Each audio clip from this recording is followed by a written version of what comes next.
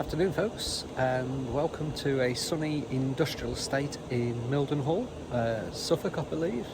And first of all, apologies, I didn't do my normal piece to camera before I set out, just to explaining what today's trip was all about, and then got to the first charge point and realised we'd missed doing that. So a bit of background, mentioned on the previous video that we were going to go east this time, so we're on our way to Norfolk and over to the east coast for a holiday. And we're currently at this charging point in Mildenhall.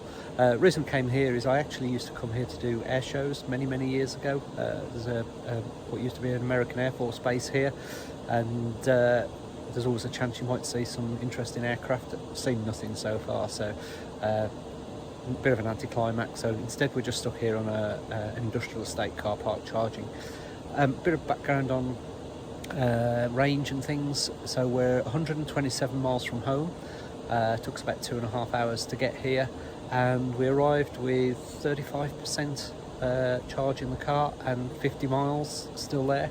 So I'm actually really pleased with that, because bulk of it was on dual carriageway, so driving between 60-70 mile an hour, that sort of speed. And we had a little bit of trouble connecting to this BP charger initially, but we've managed to get it connected.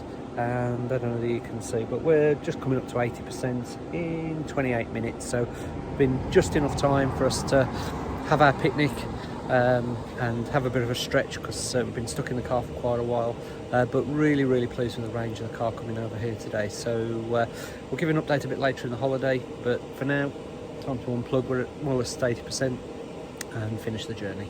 Right, so we've checked into our cottage that we've rented for the week, and done our normal job of sourcing the nearest charger. So this will be base for the next week when we want to sort of come back and refuel.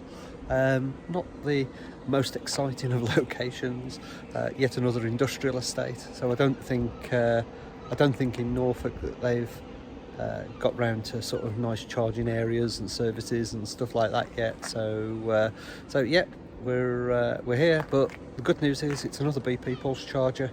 Our RFID card works great, so we're getting our money's worth out of the RFID thing, the sort of membership to BP Pulse. So that's definitely been worth doing for the summer holidays, that's for sure. But to be honest, it's been so convenient, and it means that the charges are much cheaper. I think we'll probably stick with it, because I should be travelling with work a little bit more once we get back off this holiday. So there you go, that's where we're going to be coming back to. I'm sure you don't want to see videos of this every time we come and charge, but if we find anything else more interesting, I'll let you know. Well folks, we've had a great holiday in Norfolk. If you've not been, really, it's stunning. Some of the scenery there is amazing. You know, the windmills, lighthouses, amazing beaches, even seals on the beach. It's been really good. We had a fantastic time. Not a lot to show you from a charging point of view, as you probably saw from the first video.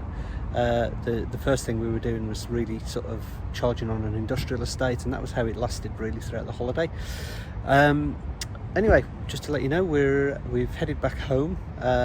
We've driven from basically the top north corner of Norfolk, 149 miles it says on the sat nav, the distance to the charger, and we've got here with 21 miles remaining, which is the lowest we've ever let the car go on public charging. But that's because, as you can see, I'm at Rugby Services, and having done a review on the charging network here, I was fairly confident that if I could get to here with some charge left, that I wouldn't have any problems getting onto a machine. And also the reliability of the machine's very good as well, because this is one of the new GridServe chargers. So as you can see, we've made it back here, and we're not far from home once we get to Rugby, to be fair.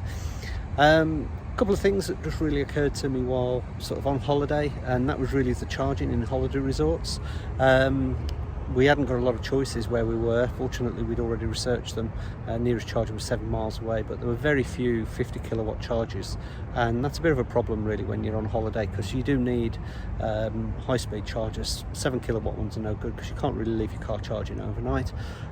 We had a similar sort of experience in Bournemouth and also in the Isle of Wight, and it will be interesting to see this summer holiday how people get on with charging in holiday resorts, because I don't think the infrastructure in the holiday resorts is adequate really for the peaks that they get in the summer season. So if you do go on holiday in your EV this year and you need to charge at destination, then drop me some comments below. I'd be interested to hear how you get on. Anyway, we've now done north, south, east and west in the car. Fairly confident we can pretty much go anywhere in the UK, and charging will be absolutely fine.